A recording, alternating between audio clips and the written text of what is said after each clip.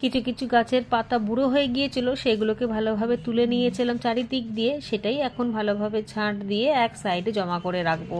এই পাতাগুলোকে গ্রো ব্যাগের মধ্যে আপাতত রাখবো, এখন আর কোনো কিছুই করব না। শাকের দানা ছড়াবো। শাক গাছ সারাটা বছর ছাদ বাগানে খুব ভালো হয়। গরমে শাকের দানা আলাদা এবং শীতের আলাদা। শীতের প্রচুর ভ্যারাইটি রয়েছে এবং গরমেরও রয়েছে, তাই গরমেরটা এখন না করে শুধুমাত্র শীতের দানাই ছড়িয়ে দেবো। কিছু কিছু জায়গা যেগুলো খালি হচ্ছে সেখানে বড় বড় গাছগুলো তো রয়েছে, তার মাঝখান দিয়ে সাইড দিয়েও অনেকটা জায়গা রয়ে যাচ্ছে, তাই সেই জায়গাগুলো শুধুমাত্র থাকার থেকে শাক গাছের দানা ছড়িয়ে দিলে খুব তাড়াতাড়ি এখান থেকে শাক গাছগুলো উঠে আসবে। এদিক দিয়ে বড় গাছটাও রেডি হবে, অন্যদিকে শাক গাছও রেডি হয়ে যাবে। আর শাক গাছের মাথা কেটে কেটে নিলে একটা জায়গা থেকে 3 থেকে 4 বার কিন্তু শাক পাওয়া যাবে। শাকের দানা ছড়িয়ে দিয়েছি, এবার গাঁদা গাছের যে বীজগুলোকে ছড়িয়ে দিয়েছিলাম সেগুলোর মধ্যে অল্প অল্প করে জল দিয়ে এক সাইডে রেখে দেবো, তবে রোদযুক্ত জায়গাতেই রাখবো, তাতে